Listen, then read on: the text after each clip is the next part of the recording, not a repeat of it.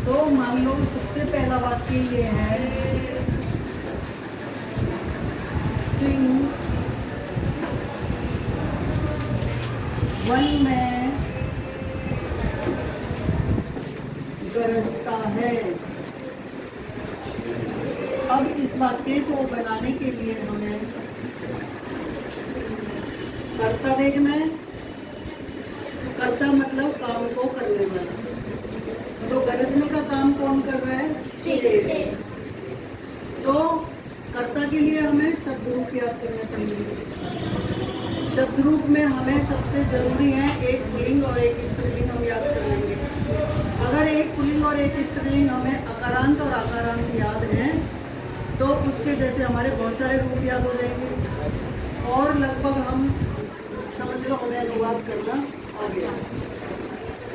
उसके बाद हमें कर्ता के बाद विभक्ति देखनी है। जैसे वन में, तो विभक्ति कैसे देखेंगे हम? कारक चिन्ह से। तो हमें कारक चिन्ह जरूर याद होने चाहिए। में कहाँ पे आ रहा है यह हमें कारक चिन्ह से पता चलेगा। उसके बाद हमें क्रिया देखनी है। क्रिया का मतलब काम। काम जो हो रहा है उसको क्रिया कहते हैं। उसके लिए हमें धातु याद होनी चाहिए। तो एक पट धातु को हम अगर लट और लिट में भी याद कर लेते हैं तो हमें बहुत सारी संस्कृत आ जाएगी। तो सबसे पहले हम कारक चिन्ह याद करेंगे। पहले भी करवा रखा है। तो पहली विभक्ति जो है ने, ठीक है। फिर दूसरी है करण को, करण से, संप्रदान के लिए। सब बच्चे लिखते भी रहेंगे और याद भी करते रहेंगे साथ साथ।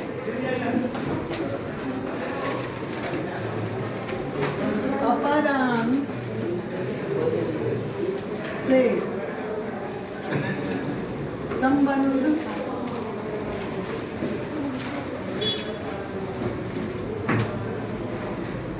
का, के और की, इनमें से कोई भी आ रहा हो तो छठी विभक्ति, ठीक है।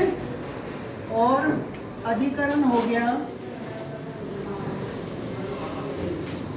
सातवीं विभक्ति जिसमें हमें में या पर हो तो सातवीं विभक्ति। और संबोधन, संबोधन का मतलब होता है किसी को करना।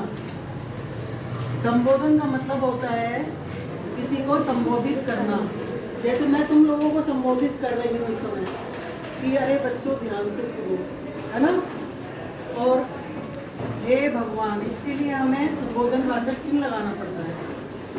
अरे हो, ठीक है। तो जहाँ पे हमें ये शब्द दिखाई दें तो हम विभक्तियाँ समझ सकते हैं। जैसे ये वन में है तो यहाँ से देख के बताओ कौन सी विभक्ति आएगी? ये सातवीं विभक्ति है ना। आ रहा है समझ में? Yes ma'am. अब सातवीं विभक्ति हमें हिंदी में तो समझ आ गई, सातवीं है। तो हमें एक पुल्लिंग के और एक स्त्रीलिंग के मैंने कहा है। तो अगर हम अकारांत जिनके अंत में ए आता है, जैसे सिंह, ए की आवाज आ रही है, अंत में कोई मात्रा भी नहीं है और उच्चारण करते हुए आखिरी वर्ण का उच्चारण करते समय ए की आवाज आएगी। सिंह, ए की आवाज आई। तो इनका मैंने एक तरीका तुक्का समझ लो वो बता रखा है सबको। तो पहली विभक्ति में विसर्ग आ गई। इसके जैसे हमें कितने सारे हैं, जैसे सिंह, मयूर, वन, विद्यालय, बालक, शौचिक, बहुत सारे शब्द हैं, है ना। राम, छात्र, ये सब हमारे अकारांत हैं जिनके अंत में कोई मात्रा नहीं है, ठीक है। तो पहला हो गया सिंह है। दूसरे में मैंने बताया है मैं, ये, ते, से और एक ही मात्रा और फिर संबोधन। तो सिंह में सब में सिंह लगा देंगे आगे। अब हमें थोड़ा सा याद भी करना पड़ेगा। एक ही मात्रा और नए, फिर आ की मात्रा सिंगाए, फिर आ की मात्रा सिंगार और फिर सिंह सिंगस्य और फिर इसी पे एक ही मात्रा। आ गया समझ में? ऐसे ही हमें आकारांत स्त्रीलिंग, ये पुल्लिंग है और ये स्त्रीलिंग। मान लो हम करते हैं लता के, बालिका के, शिक्षा है, कक्षा है, अध्यापिका है, पाठशाला है, दिशा है, बहुत सारे शब्द जिनमें आ की मात्रा आ रही है। तो अगर हम लता के करते हैं स्त्रीलिंग में, सबसे पहली विभक्ति जो होती है विसर्ग वगैरह कुछ नहीं आती, फिर दूसरे में तो मैं आएगा ही, तो बन गया लताओं। फिर मैंने क्या तरीका बताया है?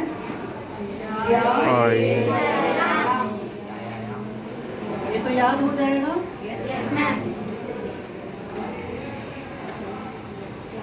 सब क्या आ गई? लता लगा देंगे, बस यहाँ पे आ की मात्रा हट जाएगी, लतेया, ठीक है? और सब में लता लगा देंगे।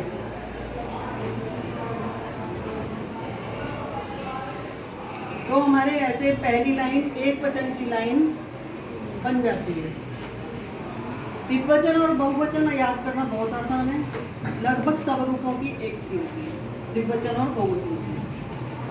अब हम यहाँ पे कर्ता देख लेंगे, जो हम शब्द रूप याद करते हैं। 8 विभक्तियां याद करते हैं, 8 कारक चिन्ह। यहाँ से हम विभक्तियां देख लेंगे कारक चिन्ह से, और ये भी देखेंगे कौन सा वचन है।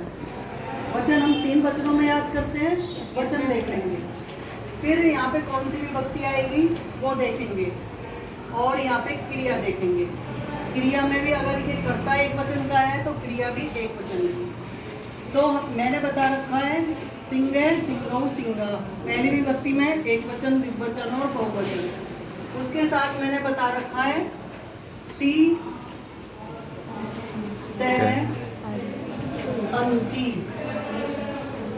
एक के साथ, 2 के साथ और बहुवचन के साथ। अब हम अगर इस वाक्य का अनुवाद करते हैं तो हमें कितना आसान हो जाता है। सिंह पुल्लिंग है और कितने शेर हैं यहाँ पे? पता चल रहा है? अगर 2 होते तो सिंगौ, 2 शेर बोलती मैं और सिंगौ आता। और यहाँ पे शेर गरजते हैं, यहाँ पे सिंह या शेर हिंदी में गरजते हो जाता ना, बहुवचन होता तो। अब गरजता है तो यानी कि मतलब एक है, तो यहाँ से हम पहली विभक्ति सिंह है, ठीक है? यहीं पे लिखूं सिंह है। वन में, ये में वन की लगाएंगे हम, वन की लगाएंगे 7वीं विभक्ति वने। और गरजता एक है, गरजती तो ती, गरजती। आया समझ में? Yes, ma'am. कर्ता, क्रिया और कारक चिन्ह से हम विभक्ति और वचन तो देखने ही पड़ेंगे, ठीक है? ऐसे ही हम एक स्त्रीलिंग का बना के देख लेते हैं।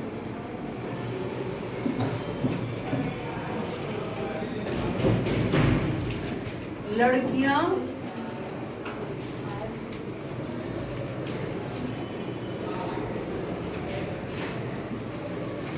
विद्यालय से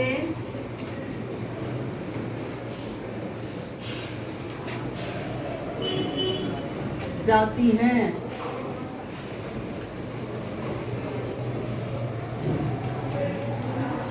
लड़कियां क्या बनेगा? बालिका। बहुवचन में विसर्ग आएगी, है ना? एक लड़की को बालिका, 2 को बालिके और बालिका, ठीक है? विद्यालय से। अब यहाँ पे देखो दो जगह से आया है, एक तो तीसरी विभक्ति में से आया है और एक हमारा पांचवी विभक्ति में से आया है। तो जैसे मैं चौक से लिख रही हूँ तो इसका मतलब हो गया द्वारा, है ना, कलम से लिखना चौक। और अपादान इसका मतलब हो गया अलग। तो हमें पता चल रहा है कौन से वाला से है यहाँ पे, पांचवी विभक्ति वाला अलग होना पता चल रहा है। लड़कियां विद्यालय से गई तो यानी कि अलग हो गई, है ना। बालिका, अब कौन सी विभक्ति आएगी, पांचवी, ये वाली। तो बालिका में पांचवी में कौन सी आई, बालिकाएं। बताया। तो लेकिन विद्यालय क्या है, पुल्लिंग है। तो हमें विद्यालयात और गच्छन्ति, ठीक है, ये हमारे वाक्य बन गए।